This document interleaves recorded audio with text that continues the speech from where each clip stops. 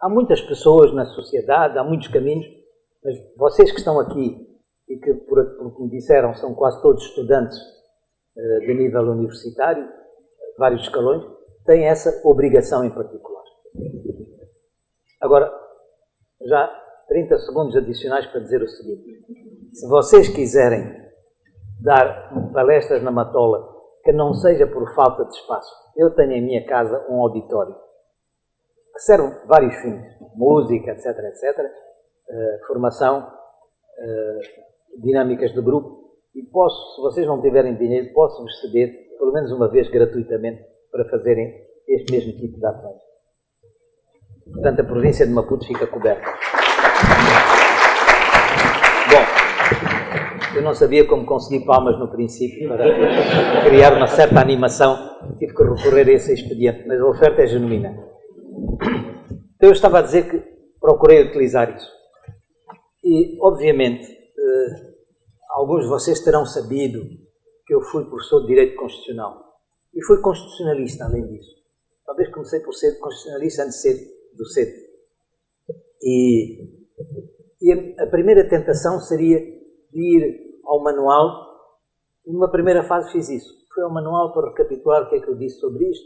Até já tinha um PowerPoint feito anteriormente. Disse, bom, vou dar esse PowerPoint. Mas disse, não é intelectualmente correto. Tenho que aproveitar esta ocasião para dizer qualquer coisa de novo para as pessoas que me vão ouvir, porque se é para ler o que já está escrito, que eu já distribuí nas aulas e que está aí disponível, muito obrigado, não precisam de vir aqui. E segundo, porque é também para mim uma ocasião de pensar.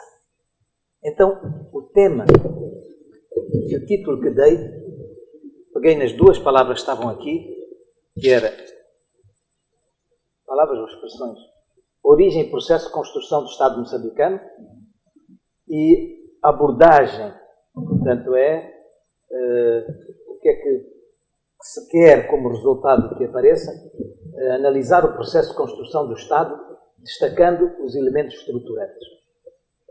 Então o título que eu formulei foi este, Princípios estruturantes da Constituição na sua história e na sua projeção. Quer dizer que eu não quis fazer uma exposição apenas, mas quis inserir cada princípio na sua dinâmica. Não descrevendo em detalhe excessivo o conteúdo do princípio, que isto não é uma aula de direito constitucional, mas sim vendo como surgem esses princípios. E depois, qual é a origem histórica desses princípios. E iremos encontrar alguns que fazem parte da nossa história recente, outras de um passado longínquo e outras que são produto da modernidade. Quando fomos escrever a Constituição, dissemos, é preciso também tratar deste assunto. Assuntos sobre os quais não tínhamos um pensamento elaborado. E tudo isto tem os seus efeitos. Tem influências mais ou menos duradouras, porque se um princípio está muito arraigado na tua história coletiva, na tua maneira de pensar, ele é mais duradouro. O que é bom, mas também é mais estável. Presta-se menos a modificações, o que não é necessariamente bom. E os outros princípios, os que nós adotamos porque é assim que se faz, porque todas as Constituições tratam disso, por mimetismo institucional. Preciso confessar que todos nós fazemos isso e que não é só negativo. Temos de estar no mundo e temos de estar a absorver constantemente o que há de bom no mundo. E muitas vezes aquilo que nós pensamos que é nosso pensamento, não é nosso pensamento. É qualquer coisa que nós estamos a sintetizar ou sincretizar daquilo que recolhemos na sociedade. Todos nós somos feitos disso. Em cada momento estamos a receber, a digerir, a rejeitar, a assimilar outras influências. Eu começaria por tratar brevemente do que são os Estados. Os Estados nascem por agregações sucessivas de comunidades humanas. E é bom que a pujança do Estado a sua visibilidade não nos levem a esquecer que por debaixo, com mais ou menos felicidade, com mais ou menos liberdade, com mais ou menos intercomunicabilidade, por baixo desta aparência do Estado, palácios, edifícios, funcionários, dirigentes, escoltas, formalismos, cerimónias, bandeiras, há qualquer coisa de muito simples, que são comunidades, que vale dizer que são pessoas.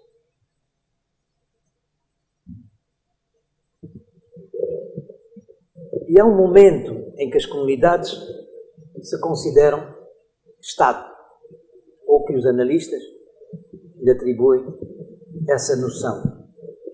E quase universalmente, a noção de Estado, na concepção moderna, surge quando o poder, quem dirige a sociedade, já não o faz em virtude de um consenso social. Por exemplo, aqui, o moderador está a dizer que fala fulano, não fala fulano, de forma mais branda, vamos dizer, de poder, tanto que tem tanto medo de dizer que é Estado, que até se chama moderador. Um nome assim muito moderado. Mas é o Estado para nós, é a autoridade. Mas quando a autoridade deixa de basear-se no consenso, porque ele ainda é evidente que foi contratado, ou foi solicitado, foi convidado por alguém para fazer este papel, mas ele não pode dar muitas ordens aqui, não tem uma polícia, não tem um cipai à porta, quando diz, olha, façam favor, silêncio. Há um certo consenso aqui. Mas há um momento em que o Estado, em que o poder se autonomiza da comunidade. É quando o poder passa a comandar a comunidade independentemente da vontade da comunidade. E que, famosamente, está descrito na expressão que muitos de vocês já ouviram falar, que é o monopólio do uso legítimo da força. Quando se reconhece a essa entidade o direito de determinar comandos obrigatórios em nome do bem comum. Porque achamos que essa entidade está investida desse poder. Ora, se nós queremos falar do Estado, teríamos que falar das várias formas de Estado que existiram em Moçambique.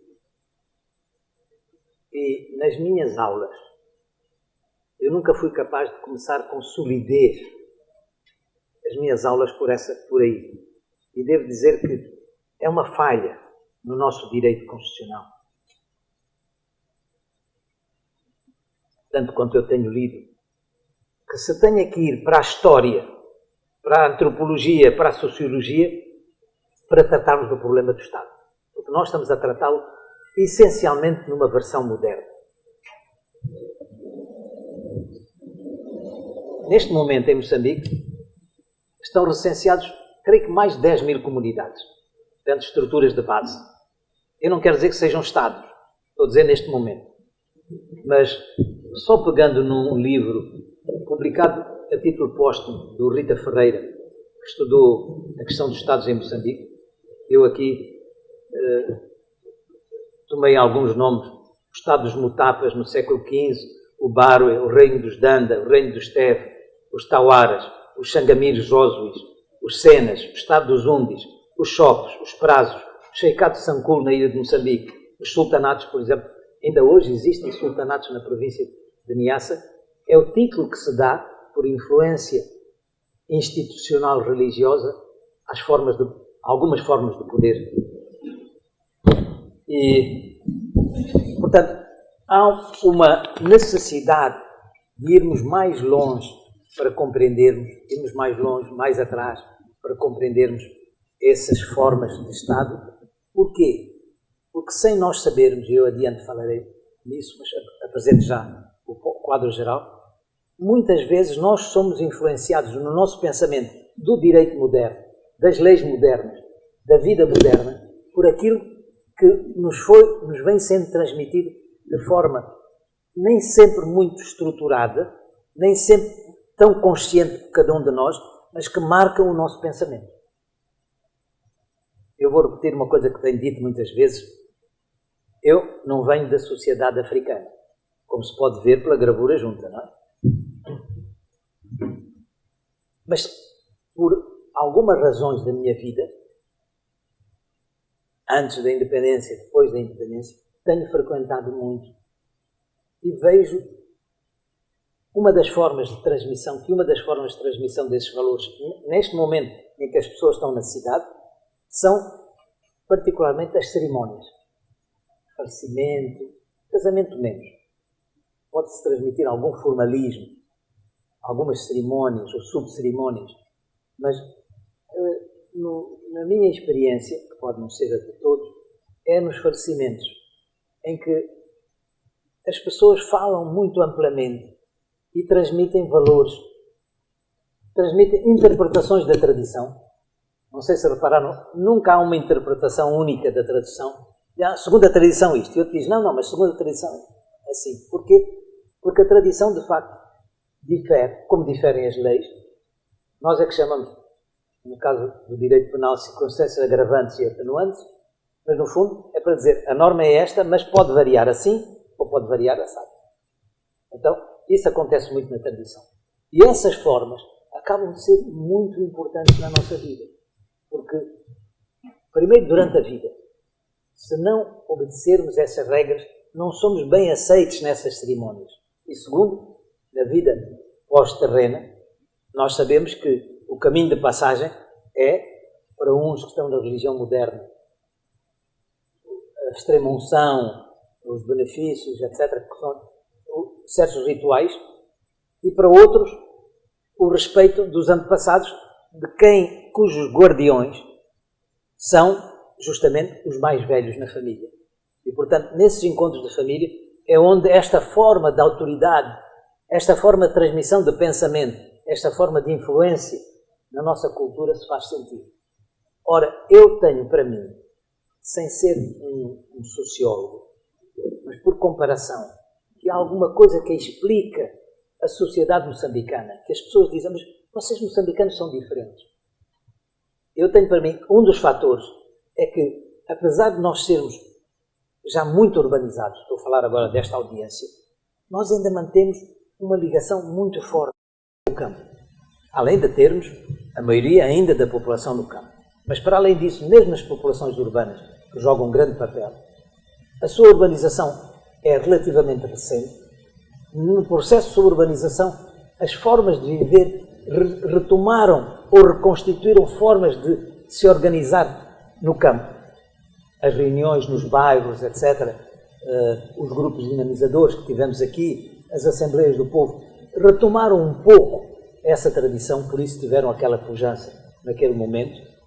E, portanto, nós somos, e o nosso direito, e a prática do nosso direito, e o desenvolvimento das nossas instituições, do que vocês se preocupam neste seminário, tem que ter em conta também as influências positivas e negativas. Positivas nos valores, no comportamento, mas também negativas naquelas interpretações. Epá, aqui, na nossa cultura, o homem é que manda. Vejo aqui, com muita satisfação, embora esta luz não me deixe ver assim tão bem, mas vejo aqui que há muitas senhoras aqui presentes.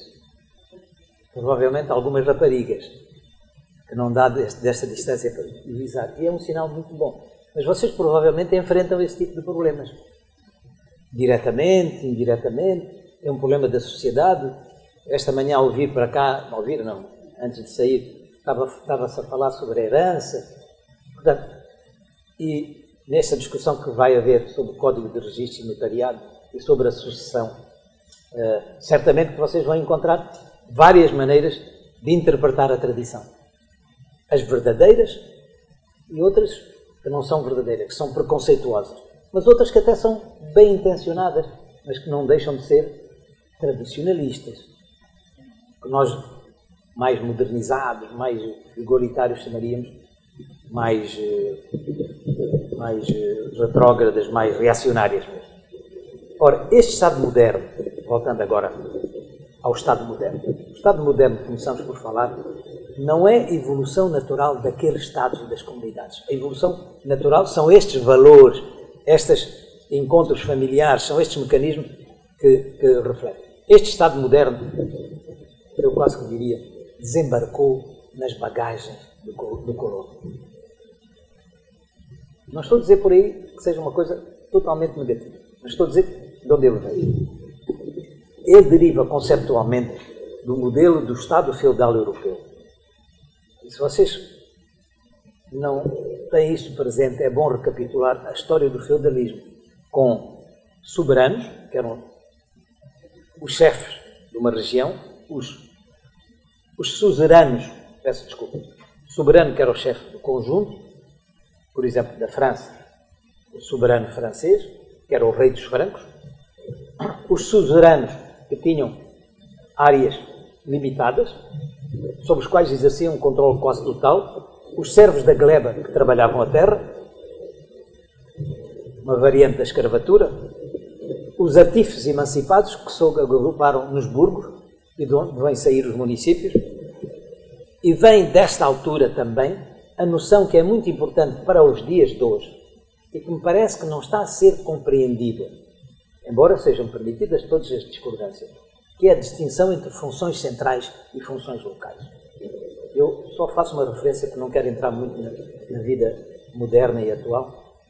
Parece que quando se diz que parece que agora vamos ter 2 governadores, estão-se a fazer uma confusão entre as funções centrais, que continuam a ser exercidas, e neste caso há uma figura que foi inventada para isso, que é o secretário de Estado, podia ser um outro nome qualquer, até poderia continuar a ser o governador, na França foi assim que se fez, o prefeito continuou com as funções centrais e criou-se um presidente do Conselho Municipal. No nosso caso, nós deslocamos o nome do governador para este novo dirigente responsável pelas funções locais, que são uma ampliação das funções municipais. E, portanto, o exemplo do município servir-nos-á para mostrar que há funções locais, neste caso são as funções de vizinhança, a estrada, os resíduos sólidos, em alguns países a água, em outros países já a água está centralizada por fazer parte de uma rede, em alguns países, aqui em Moçambique foi a eletricidade, já não é porque a eletricidade é distribuída nacionalmente, poderia ser a gestão local, ser municipal. Portanto, há funções centrais e há funções locais. Funções centrais típicas são as funções de soberania, as relações diplomáticas, a defesa. A polícia, em alguns países, não em outros. Nos Estados Unidos, a polícia é uma função local. Mas na tradição continental, as funções de lei e ordem continuam a ser funções centrais. Portanto, esta distinção é herdada deste modelo de Estado feudal europeu e só por isso já mereceria algum crédito, algum elogio.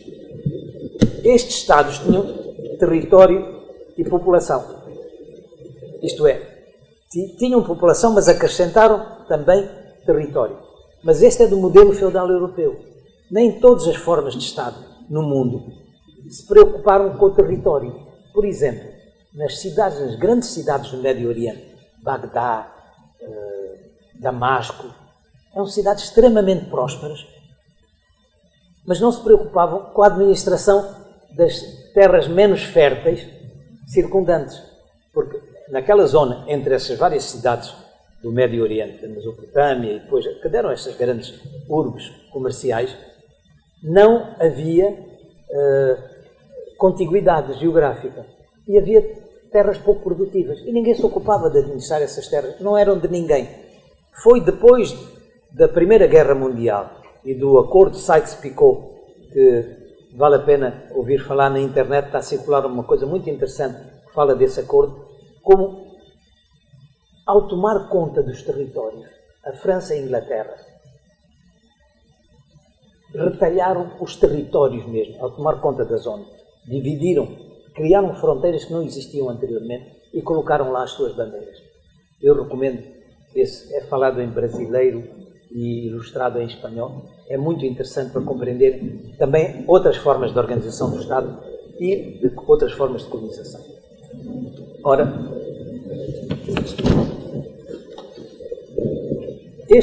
isto permitiu um modelo relativamente eficaz de governação, controle, provisão de serviços, construção e gestão de infraestruturas e, como vimos recentemente no nosso caso, calamidades. Discuta-se o que se quiser discutir, mas sem Estado não era possível dar uma resposta às às calamidades. E toda a gente, reparem que mesmo as pessoas tendencialmente menos favoráveis à filiação política desse Estado, não tiveram nenhuma dúvida em colaborar abertamente. Eu estou a falar das populações, não estou a falar de outras coisas que não interessam aqui. Porque essa passou também a ser, recorde-se, uma das funções permanentes do Estado. A gestão das calamidades, porque vai aumentar periodicamente. Ora, características específicas do processo recente ou diurno da construção do Estado moçambicano. Era uma colónia de povoamento, havia resistência à independência, provavelmente uma determinava a outra, houve uma luta armada, portanto, um processo violento, houve uma guerra popular, atenção, não houve só guerra, houve uma guerra popular. Na Argélia, onde eu vivi, houve uma guerra também, mas não houve uma guerra popular, com a organização das populações, assembleias, comitês das zonas libertadas. Não houve zonas libertadas, também havia 1 milhão de colonos, a França estava a 2 passos, tudo isso se explica. Mas as condições da colonização, as condições da luta permitiram alguma coisa que depois vai explicar alguns dos princípios.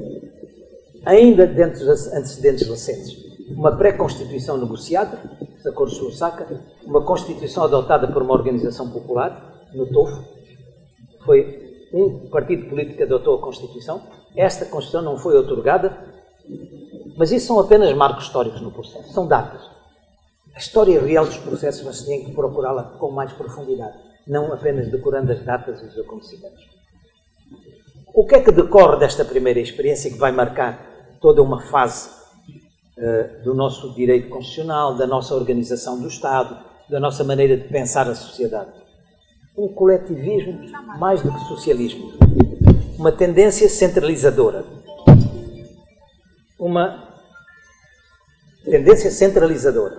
uma concentração do poder. Por exemplo, o dirigente concentrava muitas atividades e nós achávamos que isso era bom. Uma organização popular, isto é, havia concentração, mas havia um outro polo, que havia participação. É óbvio que vocês podem dizer, mas sem eleições como é que as pessoas se exprimem? É possível. É limitado, mas é possível. E também posso perguntar, com eleições há necessariamente participação? Também é uma questão que se pode pôr, e provavelmente no fim, eu estou a dar um subsídio para a vossa discussão, alguma coisa vocês têm que pensar sobre, neste exercício de reforço das instituições, sobre que caminhos são possíveis. Como é que nós podemos pegar nas boas coisas que tivemos em várias fases, mas que sejam atuais, que sejam fundadas, que tenham bases sociais, que tenham bases éticas na sociedade.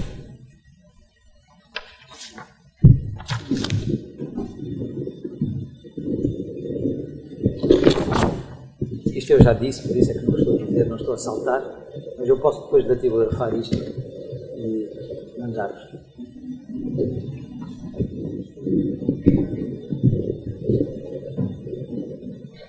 Está bem. Os princípios estruturantes, o que são? Que é um ponto que me pediram aqui para tratar. Não são pontos explicitados na Constituição ou nos títulos da Constituição. Embora quase sempre as palavras, de alguma maneira, aí se encontram. Mas são os princípios. Em regra, são identificados pela análise doutrinária. Você lê a Constituição e diz, olha, aqui são estes os grandes princípios. Os estruturantes são aqueles que... O que é que são princípios estruturantes? São aqueles princípios que, uma vez identificados, ajudam a iluminar a interpretação da Constituição. Por exemplo, dizemos, esta Constituição está permeada pelo princípio democrático. E se essa interpretação for correta, e a doutrina é sempre doutrina, não é norma. A doutrina ajuda a interpretar o sentido de várias disposições à luz desse princípio. Digamos, uma vez identificado o farol, puxado para fora, ele passa a iluminar a Constituição nos vários momentos em que estamos a examiná-la. Dizemos, esta disposição pode ser lida desta maneira ou desta maneira, mas se a Constituição está permeada por um princípio democrático, então é a interpretação mais favorável ao princípio democrático que vinha. Portanto, são esses princípios estruturais. E também todas as características patrimoniais que caracterizavam os Estados anteriormente. E que, segundo alguns sociólogos, e quem tiver frequentado vários países no mundo, da Ásia, do Extremo Oriente, da África e da América Latina, vai encontrar que esta noção de que eu, sendo o chefe, tenho mais direitos que os outros, que eu não presto contas, que eu sou o dono, afinal, não desapareceu de todo. Apesar da gente escrever lá República Francesa, República de... Todos os países escrevem República. Mas será que os comportamentos estão aí? E a pergunta, e aqui tenho uma boa ilustração do que eu dizia, será que na nossa cabeça o princípio republicano se ancorou verdadeiramente ou se ancorou no frontispício dos edifícios e nos emblemas e no papel timbrado? Este espírito de que, afinal, isto não é meu, isto é de todos. Quando nós vemos, inclusive têm surgido teorias da sociologia sobre o neopatrimonialismo, que é esta tendência para se reapropriar, e que nós temos visto exemplos escandalosos. E durante algum tempo se atribui esse neopatrimonialismo à cultura africana e ao facto de que as sociedades africanas ainda estavam a sair de um estádio patrimonial há muito pouco tempo. Mas quando nós vemos isso acontecer em outros países, na Europa, como o que chamamos hoje corrupção, mas que no fundo é esta ideia de eu estando aqui tenho direito a... É uma noção de um direito entrincheirado. É por isso que a corrupção resiste, enquanto a gente tenta tratá-la no quadro de direito penal. As pessoas, de facto, não estão convencidas que estão a fazer mal, que é deles. E eu pergunto, quantos dos vossos conhecidos, ou mesmo parentes, não pensam assim? Que conversas tiveram vocês, ou não, com pessoas que dizem, não, mas eu tenho direito a isto. Então, onde é que se viu uma pessoa ser nomeada dirigente e não aproveitar? Portanto, doenças que são doenças, patologias, ou se calhar, formas naturais de ser, quem sabe, são mais arraigadas do que a gente pensa. Portanto, estes seminários sobre a corrupção, eu também já estive envolvido e já fiz declarações, começo a ter dúvidas que seja possível, se nós não desalojarmos lá dos sítios, não é da cabeça, é da cultura social. E façamos atenção, porque as nossas famílias ajudam-nos em muitas coisas, mas também fazem uma grande pressão para que a gente resolva os problemas de toda a família. Isto é, aquele valor solidário, coletivista da família, leva, deixa a cautelar não só os meus interesses, os da minha família. E a pressão é permanente. Mas também, ao adotarmos o princípio republicano, adotamos os conteúdos que numa certa fase estiveram em voga. O segundo grande princípio é a natureza unitária. Ora, o unitarismo moçambicano, como sabem, existem estados simples, estados compostos, não vou falar sobre isso. O nosso estado, este unitarismo, alimenta-se da experiência recente, porque se dá valor à unidade nacional. E aqui faço um aceno comovido ao presidente Eduardo Mondlane, que no livro Lutar por Moçambique e na sua prática exaltou e demonstrou como foi importante os moçambicanos unirem-se. E vejam, ele morreu em 69. E o instrumento que ele ajudou a forjar, que foi da unidade nacional, continuou a marchar para além da sua morte. E não há melhor que para cada um de nós, depois de morrer, ainda as coisas continuarem. Já não sob o seu controle, mas porque ele teve um papel. Vejam, de 69 a 74, conseguiu-se dar continuidade ao que ele tinha iniciado em 64. Portanto, 5 anos para cá, 5 anos para lá. A sua morte foi a meio caminho, mas uma morte que não atrasou o processo. Por essa razão, cabe também uma coisa que é importante notar. neste unitarismo moçambicano, cabe um conteúdo que eu quero sublinhar, que é a exaltação da identidade do que nos une e a negação das diferenças. Negação por ignorância, por não conhecermos as diferenças, por não querermos conhecer as diferenças ou por negarmos a diferença. Porquê? Por um receio que perpassa toda a nossa geração histórica nacionalista, que é o síndrome do Biafra. É que o reconhecimento das diversidades, no caso dos Igbos católicos da Nigéria, estimulado pelos países que queriam dominar o petróleo da Nigéria, que se situa nessa zona, levou à criação, à secessão de uma parte do território dos Igbos que adotou o nome de Biafra. Portanto, os movimentos de libertação, os países africanos, reagiram fortemente. Portanto, esta exaltação de que nós somos só um. Mas este que é anti qualquer coisa de divisionismo, anti-tribalismo, anti-divisionismo, será que este que deu resultado, que permitiu fazer a independência, fazer a unidade da independência, mas será que ele é eterno? Será que se pode basear a construção de um país eternamente no antigo, no que é contra, do que nós não somos? E será que isto elimina as diferenças? A experiência está a mostrar que não. Não preciso ser eu a ser o profeta desse problema. A experiência está a mostrar que eu não tomaria necessariamente o lado negativo. Que com o desenvolvimento, com a resolução dos problemas imediatos, acho que vocês já ouviram falar da pirâmide de Maslow. Já ouviram, não é? Portanto, com a resolução das primeiras faixas de necessidades, as pessoas querem outras necessidades, uma das quais é o reconhecimento da sua personalidade, da sua diferença. E, portanto, nós que já demos alguns passos nesse sentido, por exemplo, nos 10% do currículo local, que é uma forma de reconhecer a diversidade. As pessoas querem aprender coisas que lhes dizem mais diretamente respeito. Na história, na sociedade e também na técnica, na resolução dos problemas práticos. Que este caminho de reconhecimento é um caminho que provavelmente deve gradualmente ser incorporado no nosso património. Portanto, o nosso princípio unitário vai ter que ser enriquecido com outros princípios. Ou então, podemos, dentro de um outro princípio que eu quero falar agora, que é o princípio pluralista, não tenho a certeza que exista a palavra pluralista escrita na Constituição. De todo modo, é o princípio que é muito mais vasto que o local em que possa estar escrito. É o multipartidarismo, em 90, por uma evolução... Já estou fora de tempo.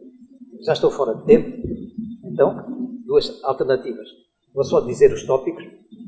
E os outros princípios são o princípio pluralista, erigia a qualidade de princípio a propriedade estatal da terra, que nunca foi um princípio, mas pela sua importância é praticamente um princípio, ou subprincípio, a justiça social como princípio, porque ela impregna a filosofia do Estado como uma expressão, não é minha, mas ainda me lembro da primeira vez que eu ouvi, do autor, Pierre Rosanvallon, o Estado é o grande redutor das desigualdades. E, finalmente, o princípio da laicidade. Vocês conhecem as evoluções, feriados muçulmanos, rejeição, inconstitucionalidade, mas depois outras preocupações, formalmente uma neutralidade. Mas a laicidade moçambicana tem características curiosas. Hoje, nas cerimónias do Estado, são chamadas as várias entidades religiosas para entoar cânticos ou orar preces. Portanto, é um bocado diferente. Na França, por exemplo, que é o país da laicidade, seria impensável uma coisa dessas. Mas aqui é uma coisa natural. Portanto, há variantes nessa laicidade. O respeito pela lei. Há muitos princípios que eu não vou ler aqui, mas quero salientar no respeito pela lei, constitucionalidade, etc. Isso tudo é conhecido, não vale a pena falar. A profissionalização da administração pública, que é uma necessidade gritante. Um Estado de Direito requer profissionalização. E este princípio tem que ser erigido, nós, doutrinários, nós, professores, de direito, vocês vão ter aqui alguns, já vejo aqui um, devemos dirigir esse princípio, e do princípio democrático já falei, só diria o seguinte, que é a questão que eu ponho para a discussão. Quando é que nós queremos, ou será que já teremos, depois de todo este arrazoado, será que nós podemos dizer que nós já temos um Estado sólido, um Estado fundado no que é a sua base humana, ou que sejam indivíduos e comunidades? Há pessoas para quem os indivíduos são mais importantes. Se calhar nas cidades, em certas áreas já será assim. Mas no grosso do nosso país, e atento ao que eu procurei argumentar aqui, será que as comunidades, que devem ser a base do nosso Estado, estão suficientemente reconhecidas, impregnadas dos seus direitos, se tornaram sujeitos económicos? E aqui termino com uma confissão de um erro que aconteceu na minha época. É que nós tínhamos assembleias do povo que poderiam ter, não sei, seguido esse caminho de exaltar as comunidades. Era evidente que estamos numa situação de partido único. Será que essa evolução livre seria possível? Não sei. Ou o partido tentaria condicionar? Eu vou por uma coisa que não é despiciada, é pensar. Tanto quanto modestamente eu posso fazer, e não deveria ter coragem de falar disso junto a um filósofo, mas enfim, atrevimento não falta. Agora, na busca desses documentos, eu encontrei justamente o documento do seminário na Câmara, que diz: vamos construir um Estado do povo ao serviço do povo.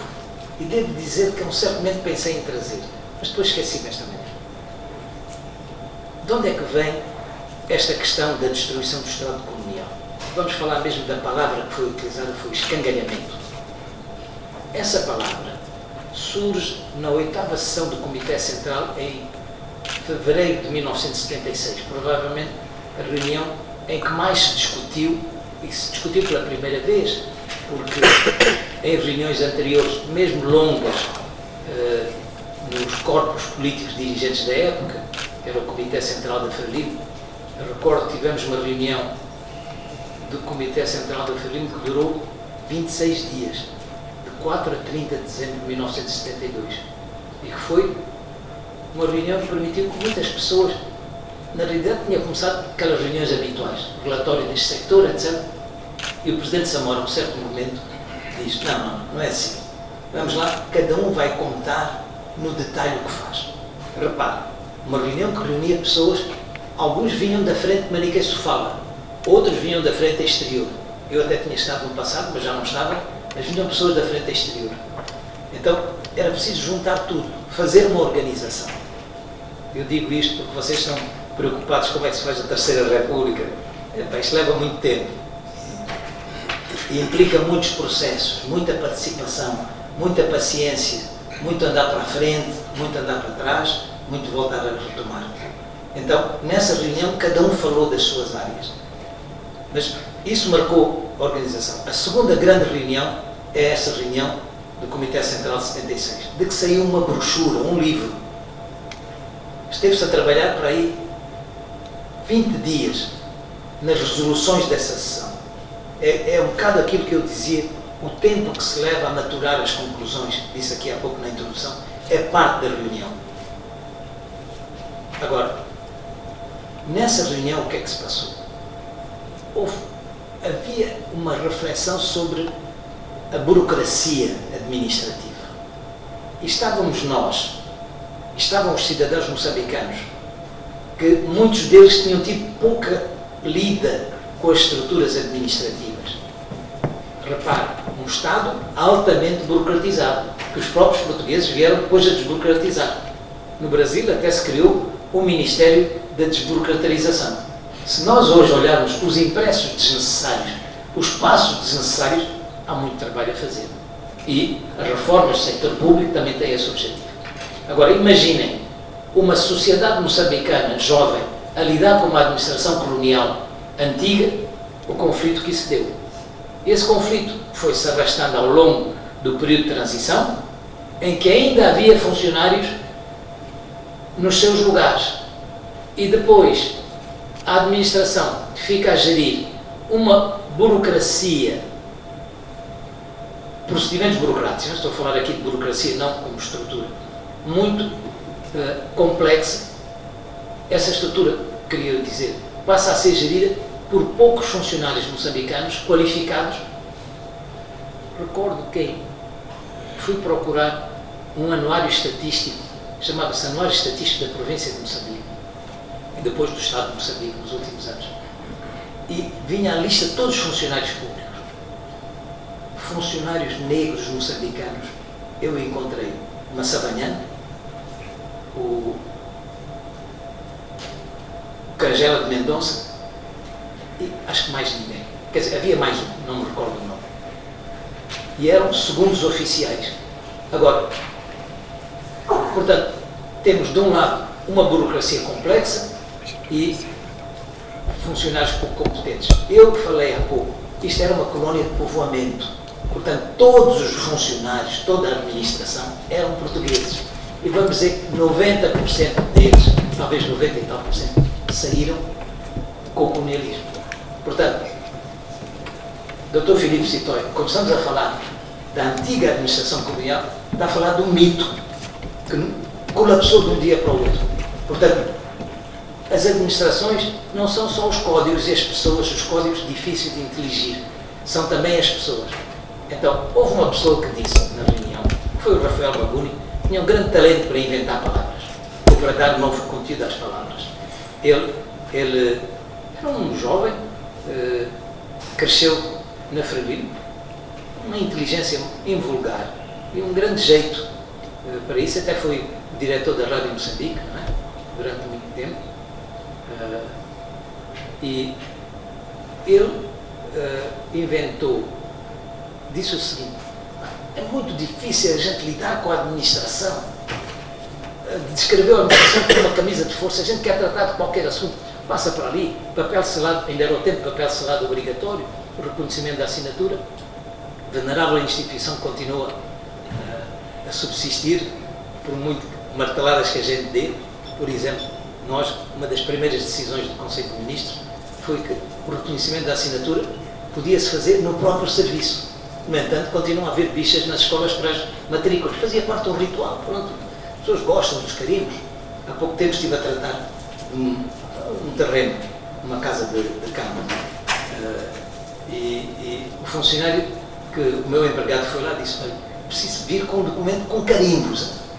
Não me interessava, é preciso bem carimbado, porque dá solenidade e, afinal, o Estado, as instituições vivem também um pouco disso.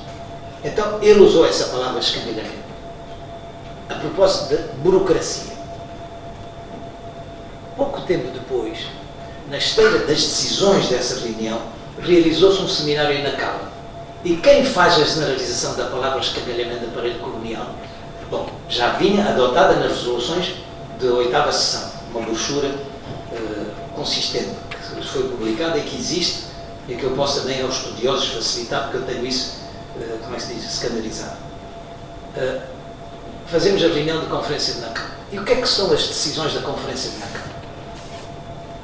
Primeiro, montar através de todo o país um sistema de assembleias do povo. O que é tal construir um aparelho, um Estado do povo ao serviço do povo? Assembleias a todos os níveis. Isto é, todos os assuntos eram discutidos aos vários níveis. Havia assembleia de localidade, eleita diretamente, e depois assembleias indiretas, que eram de distrito, de província e assembleia popular. Depois tínhamos, a cada nível, o seu Conselho Executivo. Há pouco eu disse, erramos, recordam-se que eu disse, erramos porque não demos às Assembleias do Povo um orçamento. Não teria sido tão difícil. Estes 7 milhões, se tivessem sido usados dessa maneira, teriam servido.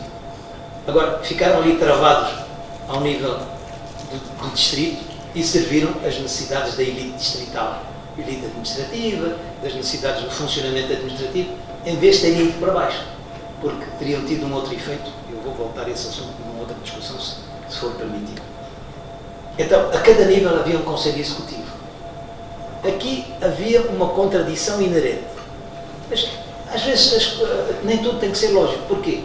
Porque tinhas tinhas assembleias do povo, mas tinhas dirigentes nomeados. A tal dificuldade de lidar com a democracia de base e o centralismo. Então, houve outras ações, programas de formação,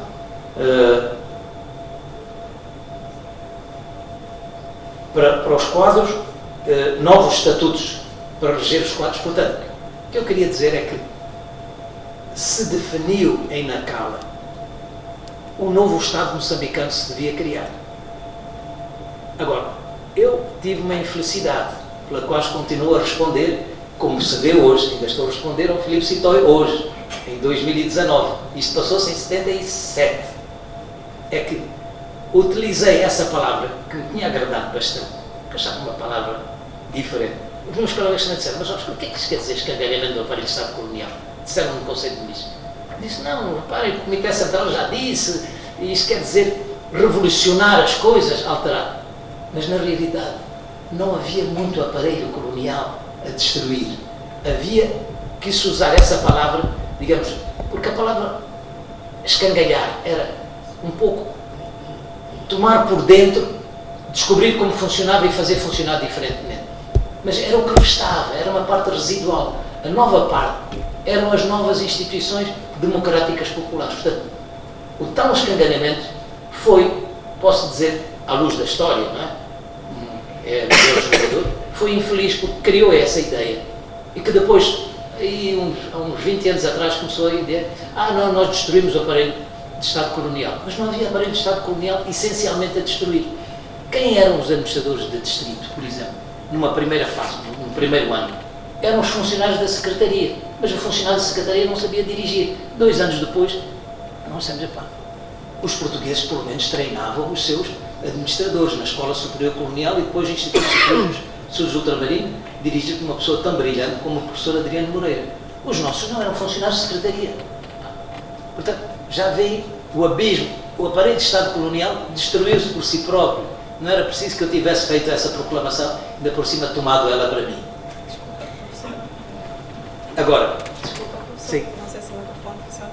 Ainda tem mais 4 questões, pode escolher algumas para... Ainda tem outras questões. Tem Okay. outras questões, Bom, mas o tempo não tem tempo. Não tem tempo, não é? Então o que é que eu faço? 2 minutos. 2 minutos. Ok. Pode escolher uma delas. Sim, mas se me provoca eu tenho que responder. É. Não, eu estava até a gostar, eu gosto de falar dessas coisas e explicar. As coisas têm a sua história, não é? Agora, se vocês concordam ou não concordam, vocês são livres para isso. Vamos dizer, olha, esteve aqui a dourar a pilula, afinal. Assim. Agora, será que nos convidam, não é? A segunda pergunta é essa. Não. A questão de comentar sobre a família já está. Será que nos convidam? Eu sou de vez em quando convidado a alguns níveis. Por exemplo, neste momento fui solicitado para chefiar a subbrigada da cidade de Anatola. Ok? Vocês dizem, mas você esteve em tantos lugares, agora está a chefiar uma subbrigada. Meus amigos, não se esqueçam que a cidade de Anatola é a maior cidade de Moçambique neste momento. Não? Portanto, não é uma coisa pequena. Agora, nunca fui, já que está aqui uma aluna da Universidade da Xingueira, nunca fui convidado para a Universidade da Xingueira. Não, eu sei que agora vão convidar, mas vou dizer que vocês não convidaram. Ok. Quanto à profissionalização da administração pública, é difícil resumir este tema, mas no fundo é o seguinte: nomear pessoas de fora da linha tradicional é uma necessidade de renovação, mas tem que ser medida. Por exemplo, sempre houve a prática de nomear administradores, embaixadores de fora da carreira. É possível, é bom, mas limitadamente. Pelo contrário, não tens ministério estruturado. Segundo, eu tive esse problema quando era ministro da administração, ministro da presidência, ministro da administração, é que a minha responsabilidade era toda a administração, mas os governadores quem nomeava era o presidente. Então, como é que você pode dirigir uma estrutura quando constantemente outros estão a nomear? E eu só nomeava os administradores de distrito. Esta é a primeira questão, geral. Mas o que eu quero dar por aqui é o seguinte, é que há uma certa exigência de profissionalização. As pessoas têm que estar dentro de uma carreira, serem preparados. No livro do Fukuyama, As Origens da Ordem Política, que recomendo, que já é pós de fim da história das ideias dele, e tem o segundo, que é As Causas da Decadência da Ordem Política. Ele diz que a China deu sempre um grande valor e diz que o progresso da China, que nos espanta a todos, o que é que se passou na China? Estavam tão atrasados. É que a China sempre deu grande valor a uma burocracia profissional. Isto é, quem manteve a China a funcionar desde o tempo dos impérios até agora, revolução cultural, sacudidelas, etc., e a China atual é uma burocracia competente. Vamos utilizar a burocracia no sentido, uma administração pública competente. Portanto, aí já estou a dizer, respondo porque não tenho tempo, dizer a importância fundamental disso. De resto, escrevamos na Constituição, justiça social, tudo isso, nada vai acontecer.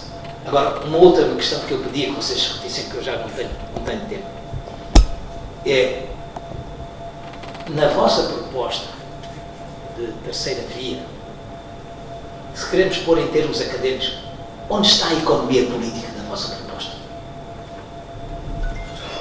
O que é que quer dizer? Qual é a base de sustentação económica? O que é que permite fazer? E já uma coisa muito específica que quero dizer é o seguinte: nós vivemos num país que tem 50% e 4% de pobreza. Como é que a gente vai resolver isso? A minha opinião é que temos que desenvolver aquelas redes de proteção social. Não sou eu o primeiro a inventar isso. Isso já existe. Eu sei até há organizações internacionais que financiam.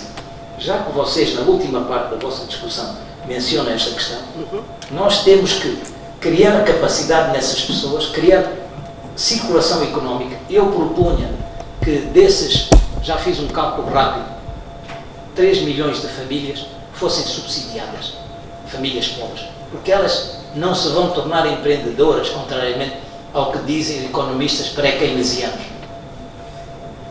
Elas têm que ser apoiadas, e à medida que forem apoiadas, com condições, naturalmente, há partes que são básicas e outras partes que serão gerais, serão, condicionais, por exemplo, se o filho vai à escola, etc. Tudo que não seja complicado, senão vai dar confusão.